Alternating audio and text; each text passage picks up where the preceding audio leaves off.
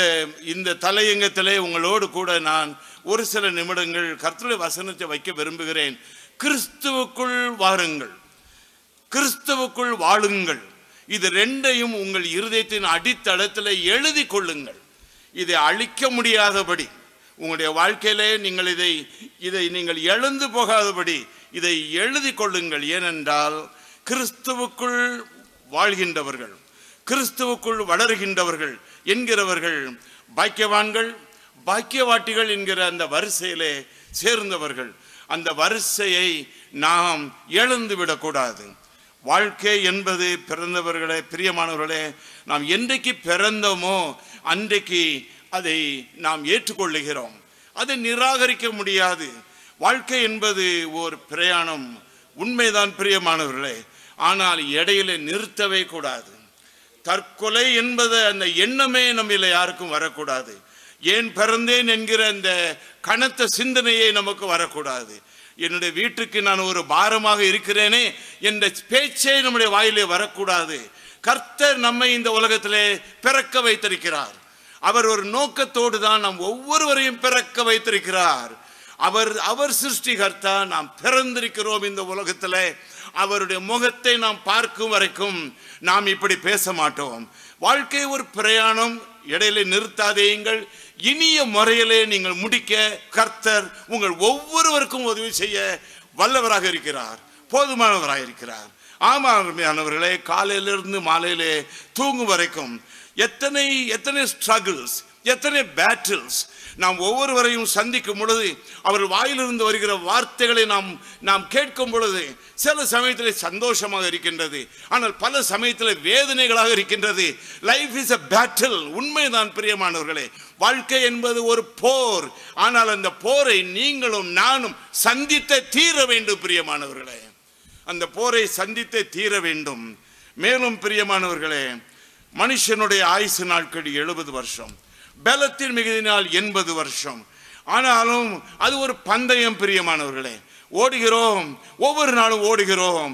நம்முடைய ஒவ்வொரு எட்டும், நம் ஒவ்வொரு நாளும் கல்லறைக்கு ஒரு எட்டு அருகிலே சென்று கொண்டே இருக்கிறோம். வாழ்க்கை ஒரு ஓட்ட பந்தயம்தான். ஆனால் அந்த ஓட்ட பந்தயத்தை பிரியமானவர்களே நாம் வென்றே தீர வேண்டும். ஒவ்வொருவரும், சின்ன தம்பிமார் தங்கைமார், ஒவ்வொருவரும் உங்களுக்கு எத்தனை வருஷம் இந்த உலகத்திலே ஆண்டவர் கொடுக்க போகிறாரோ அத்தனை வருஷத்தையும் நீங்கள் வென்றே தீர வேண்டும். எனக்கெல்லாம் ஒரு வெற்றி வருமா என்று நினைக்கவே கூடாது பிரியமானவர்களே. வல்லமையாக ஆண்டவர் ஒவ்வொருவரையும் நடத்துவார். எனக்கு அப்பா இல்லையே, அம்மா இல்லையே, கணவன் கைவிட்டு போயிட்டாரே, என்னோட பேச மாட்டேங்கிறாரே, சந்தேகப்படுகிறாரே, என்னுடைய கணவன் என்னை விவாக ரத்து செய்து விட்டாரே, அப்பா இல்லை அம்மா இல்லை, ஒரு அநாதை பள்ளிக்கூடத்திலே படிக்கிறேன் நினைக்கவே கூடாது பிரியமானவர்களே.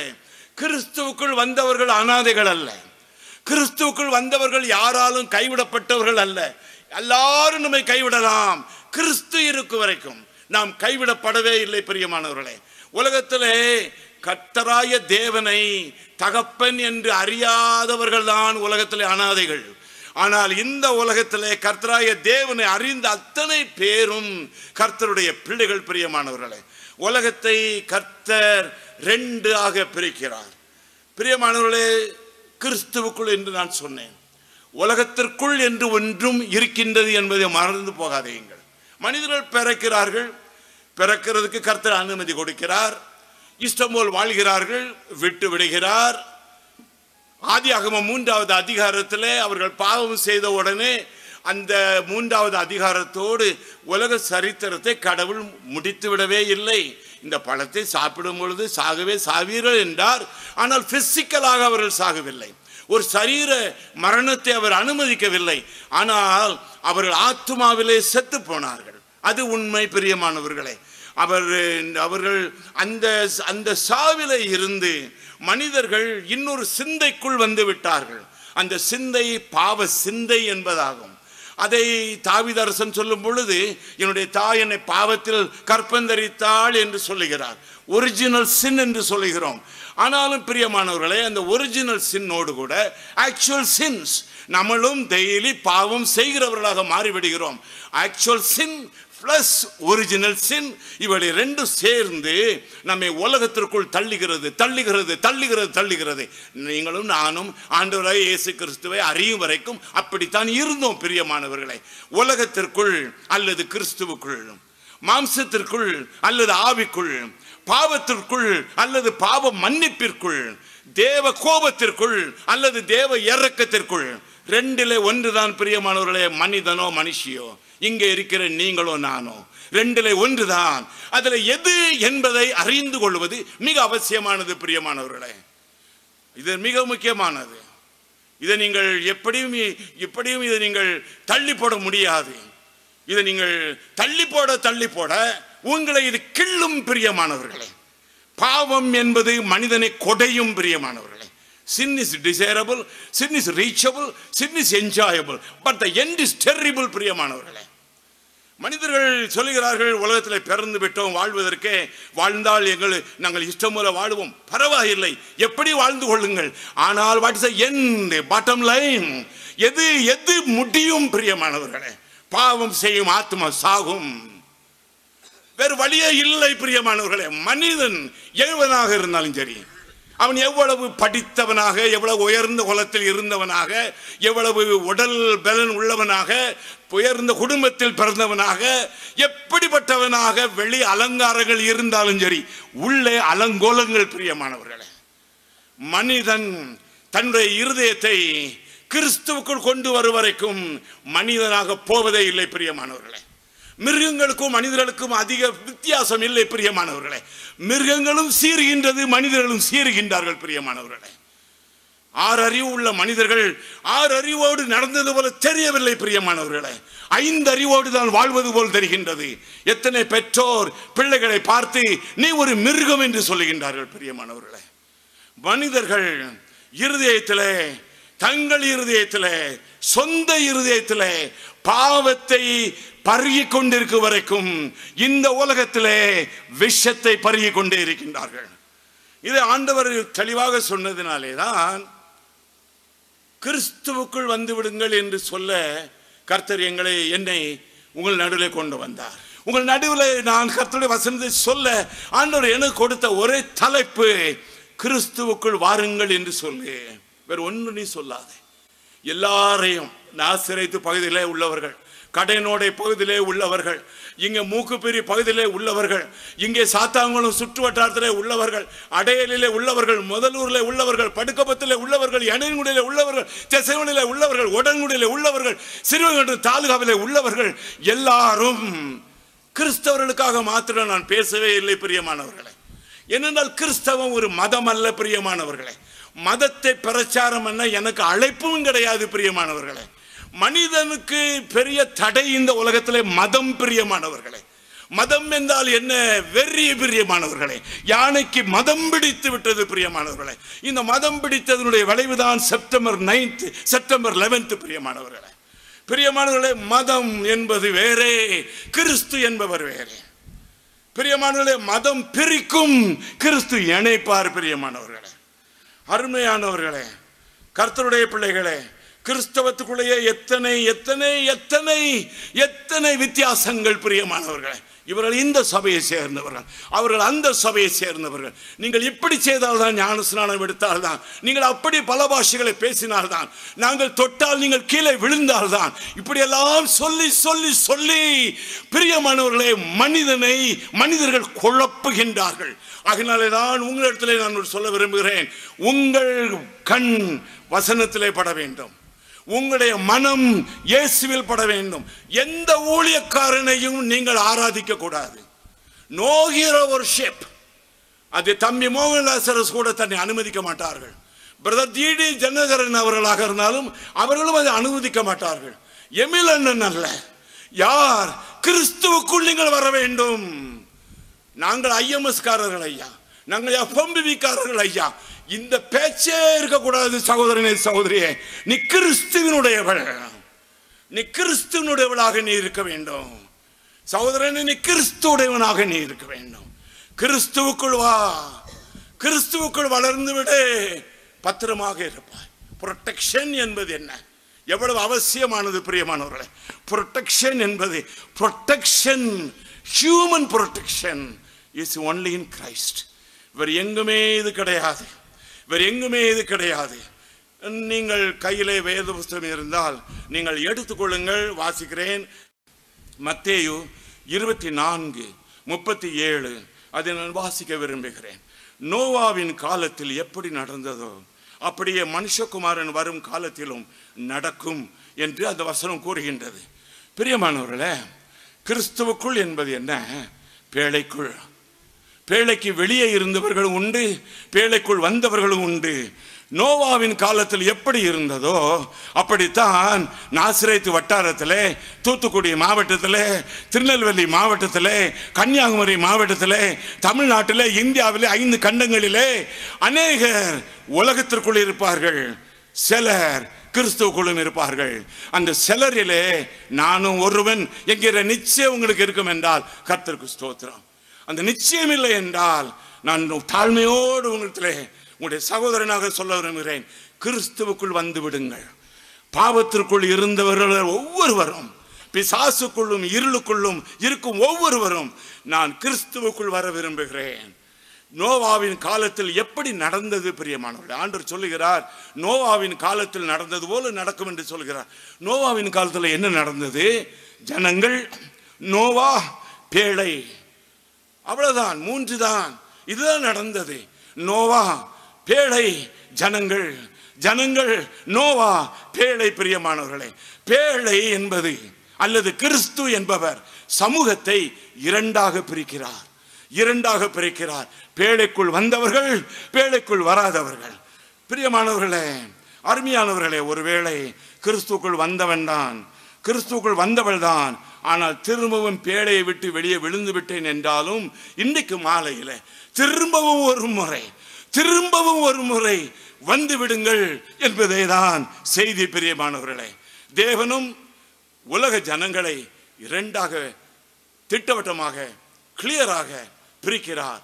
கிறிஸ்துவனுடையவர்கள், கிறிஸ்து இல்லாதவர்கள், கிறிஸ்துவுக்குள் வந்தவர்கள், கிறிஸ்துவுக்குள் வர மறுக்கின்றவர்கள், அல்லது நாளைக்கு பார்த்து கொள்ளலாம் என்று சொல்லுகின்றவர்கள், கிறிஸ்துவுக்குள் வருகிறவர்கள், கிறிஸ்துவுக்கு வராதவர்கள். பிரியமானவர்களே, ஆதியாகமம் 6வது அதிகாரம் அதில் 5வது வசனம் 6-7 மனுஷனுடைய அக்கிரமம் பூமியில பெருகினது என்றும் அவன் இருதயத்தின் நினைவுகளின் தோற்றமெல்லாம் நித்தமும் பொல்லாததே என்றும் கர்த்தர் கண்டு தாம் பூமியிலே மனுஷனை உண்டாக்கினதற்காக கர்த்தர் மனஸ்தாபப்பட்டார். அது அவர் இருதயத்திற்கு விசனமாய் இருந்தது. 7வது வசனம், அப்பொழுது கர்த்தர் நான் சிருஷ்டித்த மனுஷனை பூமியின் மேல் வைக்காமல் மனுஷன் முதற்கொண்டு மிருகங்கள், ஊரும் பிராணிகள், ஆகாயத்து பறவைகள் பரியந்தமும் உண்டாயிருக்கிறவைகளை நிகிரகம் பண்ணுவேன். நான் அவர்களை உண்டாக்கினது எனக்கு மனஸ்தாபமாக இருக்கிறது என்றார். 8வது வசனத்தை பாருங்கள். நோவாவுக்கோ கர்த்தருடைய கண்களில் கிருபை கிடைத்தது. 9க்கு வாருங்கள். நோவாவின் வம்ச வரலாறு. நோவா தன் காலத்தில் இருந்தவர்களுக்குள்ளே நீதிமானும் உத்தமனுமாயிருந்தான். நோவா தேவனோட சஞ்சரித்து கொண்டு வந்தான். அருமையானவர்களே, இவைகளெல்லாம் தெரியாத விபரங்கள் இல்லை, வாசிக்காத வசனங்கள் இல்லை. ஆனால் நீங்கள் யோசித்து பாருங்கள், கர்த்தர் எப்படி பிரிக்கிறார் பாருங்கள். பாவத்தில் உழல்கின்றவர்கள், பாவம் செய்ய மறுக்கின்றவர்கள், தேவ கோபத்திற்கு ஆளாகின்றவர்கள், தேவ இரக்கத்திற்குள் வந்தவர்கள், அழிவுக்கு நேராக ஓடுகிறவர்கள், பாதுகாப்பில் இருக்கின்றவர்கள், வெள்ளம் வந்து முழுங்க போகின்றவர்கள், பேழைக்குள் பாடல் பாடப்போகின்றவர்கள். அருமையானவர்களே, நோவா உங்களுக்கும் எனக்கும் இந்த மாலை வேளையிலே ஆதாமின் 9வது சந்ததி. ஆதாம் மரிக்கும் பொழுது நோவாவுக்கு 56 வயது. ஆதாம் சாகும் அந்த நாளிலே நோவாவுக்கு 56 வயது. அதனாலே நோவா ஆதாம் பக்கத்தில் உட்கார்ந்து, அவங்க ஆதாமுடைய மனைவி பக்கத்தில் உட்கார்ந்து, ஏதேன் தோட்டம் எப்படி இருந்துச்சு, ஆதாமு ஏவாளி எப்படி இருந்தாங்க, அங்கே எவ்வளவு அருமையாக தேவனாகிய கர்த்தர் உலாவ வந்தார், இவைகளெல்லாம் கேட்டான். அதற்கு பெருமை யோசித்தான். ஏன் அப்பா என்னுடைய பூட்டனார், என்னுடைய மூதாதையார் கெட்டார்கள் என்பதையும் அறிந்தான். இப்படி நான் வாழ மாட்டேன் என்று தீர்மானித்தான். பிரியமானவர்களே, திட்டவட்டமாக கர்த்தருக்குள் நிற்பேன் என்ற ஒரு முடிவுக்குள் வந்தான். never mind what others say, but always do what is right in the presence of God. One more time, never mind what others say, but always do what is right in the presence of God. மற்றவர்கள் என்ன சொன்னாலும் பரவாயில்லை, கவலைப்படாதே. நீ முழங்கால் போட்டு ஜெபம் பண்ணும் பொழுது கர்த்தர் உனக்கு என்ன சொல்லுகிறாரோ அதை செய். அதுதான் வாழ்க்கை பிரியமானவர்களே. ஊரோடு ஒத்து போ என்று சொல்லி உலகம் சொல்லுகின்றது, உண்மையில் நிலைத்திரு என்று சொல்லி வேதம் சொல்லுகின்றது. அருமையானவர்களே, நோவா வசனம் கிளியராக அவனை சாட்டிஃபை பண்ணுகின்றது. அவன் ஒரு நீதிமான். நீதிமான் என்றால் அதனுடைய பொருள் என்னவென்றால் செட் அபார்ட், பிரித்து எடுக்கப்பட்டவன். அவன் அவன் வேறு எதிலையுமே அதை கலக்க முடியாது. சில துணிமணிகளை வைத்திருக்கிறோம், இது ஞாயிற்றுக்கிழமை போட வேண்டிய துணி, இது கல்யாணத்திற்கு போட வேண்டிய துணி, செட் அபார்ட். அதை எல்லா நாளும் நாம் போடுவது இல்லை, செட் அபார்ட். அதே போலதான் நீங்களும் நானும் கிறிஸ்துவுக்குள் வரும் பொழுது we are set apart. நாம் பிரித்து எடுக்கப்பட்டவர்கள் பிரியமானவர்களே. எல்லோருடைய எல்லாமாக மாற முடியாது. we respect everybody but we will never follow anybody. எல்லோருக்கும் அன்பு கொடுப்போம், எல்லோருக்கும் மரியாதை கொடுப்போம், ஆனால் கிறிஸ்து சொல்லுகிறபடி மட்டுமே செய்வோம். அதுதான் கிறிஸ்துவுக்குள் வந்தவர்கள், அவர்கள்தான் கிறிஸ்துவுக்குள் வந்தவர்கள் பிரியமான நீதிமான். அடுத்தது பாருங்கள், உத்தமன், ஃபெய்த்ஃபுல்னஸ். உத்தமன். அருமையானவர்களே, என்னுடைய மனைவிக்கு நான் உத்தமனாக இருக்கிறேனா? சகோதரிகள் யோசிக்க வேண்டும், என்று புருஷனுக்கு நான் உத்தமமாக இருக்கிறேனா? பிள்ளைகள் யோசிக்க வேண்டும், என்னுடைய பெற்றோருக்கு நான் உத்தமமாக இருக்கிறேனா? உத்தமம் பிரியமானவர்களே, அது எவ்வளவு பெரிய வேர்ட், உத்தமம். அருமையானவர்களே, உத்தமம் அதனுடைய சரியான பொருள் என்னவென்றால், யாரும் பார்க்காமல் இருக்கும்போது நாம் என்ன பேசுகிறோம், யாரும் பார்க்காமல் இருக்கும் பொழுது நாம் என்ன செய்கிறோம், அதுதான் பிரியமானவர்களே. ஒருவரும் பார்க்காமல் இருக்கும் பொழுது ஒரு மனிதனுடைய வாழ்க்கை எப்படியோ அதை வைத்துதான் அவன் உத்தமமான மனிதனா என்பதை சொல்ல முடியும். பிரியமானவர்களே, மூன்றாவது அவனுக்கு கொடுக்கப்பட்ட அந்த சாட்சியை பாருங்கள், தேவனோடு சஞ்சரித்து கொண்டு இருந்தவன். அந்த எபிரேய வார்த்தைக்கு ஒரு நல்ல பொருள் உண்டு, சஞ்சரித்து கொண்டிருந்தவன். அவனுடைய பொருள் என்னவென்றால், தேவனுக்கு பிரியமானதை மாத்திரம் செய்தவன். தேவனுக்கு பிரியமில்லாதது எதுவோ அதை செய்யவே இல்லை பிரியமானவர்கள். தேவனுக்கு பிரியமானது என்னது, கர்த்தருக்கு பிரியமானது இன்னதென்று சோதித்து அறிந்து அதை மட்டுமே செய்தவன் நோவா. அப்படி கர்த்தர் எனக்கும் உங்களுக்கும் சொல்ல முடியும் என்றால், அதே போல ஒரு சந்தோஷம் வேறு ஒன்றுமே இல்லை. காலையில் எழும்பி பல இடங்களுக்கு போகிறோம், பலரை சந்திக்கிறோம், பல போன் கால்கள் வருகின்றது, மொபைல் போன் வந்து விட்டது, எப்பொழுதும் பேச வேண்டியது இருக்கின்றது. யாராவது ஒரு SMS கொடுத்து கொண்டிருக்கின்றார்கள், இமெயில் வந்து விட்டது, எவ்வளவோ வந்து குவிகின்றது, எத்தனையோ கான்டாக்ட்ஸ். அத்தனை கான்டாக்ட்ஸ் நடுவிலையும் கர்த்தருக்கு பிரியமானது எது, கர்த்தருக்கு பிரியமானது யார்? வந்த ஜெபத்தை நீங்கள் பாருங்கள். ஆண்டவரே, என்னுடைய வாயின் வார்த்தைகளும் என்னுடைய இருதயத்தின் தியானமும் உமது சமூகத்தில் பிரியமுள்ளதாக இருப்பதாக. ஆண்டவரே, அப்படி என்னுடைய பகலெல்லாம் அப்படி போகும் என்றால், அன்றைக்கு இரவிலே தூங்கும் பொழுது என்னுடைய மனம் எவ்வளவு ஆனந்தத்தோடு தூங்கும். சொற்களின் மிகுதியினால் பாவம் இல்லாமல் போகாது. ஆகாத சம்பாஷணைகள் நல்வொழுக்கத்தை கெடுக்கும். பிரியமானவர்களே, கர்த்தருக்கு இன்னதென்று நாம் பார்த்து ஃபில்டர் பண்ணி, இருதயத்தின் நிறைவினால் வாய் பேசும். என் இருதயத்தில் கிறிஸ்து இருந்தால் அன்பை தவிர வேறு என்னத்தை பேசும்? அருமையானவர்களே, கர்த்தருடைய பிள்ளைகளே, இந்த மாலை வேளையிலே நீங்கள் வந்தது நல்லது. நாம் இன்றைக்கு இரவிலே ஒரு நல்ல தீர்மானத்தை செய்ய வேண்டும். கிறிஸ்துவுக்குள்ளா, கிறிஸ்துவுக்கு வெளியேயா எப்படி வாழ போகிறேன்? Just a single opportunity. பிரியமானவர்களே, மடமடமென்று நாட்கள் போய்விடும், எவ்வளவு வேகமாக போய்விடும். காலம் ஓடி போகும் பிரியமானவர்களே, ஓடி போகும். ஒன்லி ஒன் லைஃப், ஒரே ஒரு வாழ்க்கை. மனிதன் ஒவ்வொரு நாள் காலையிலேயும் முழிக்கும் பொழுது யோசிக்க வேண்டியது அவனுடைய கல்லறையை பற்றி. எல்லாரும் சாவோம் பிரியமானவர்களே. அதனாலே ஒரு ஷார்ட் டைம். அப்படின்னா பிளானிங் எவ்வளவு இம்பார்ட்டன்ட். நாம் நன்றாக பிளான் பண்ண வேண்டும். அதில் top priority in our planning our spiritual life, our inner life.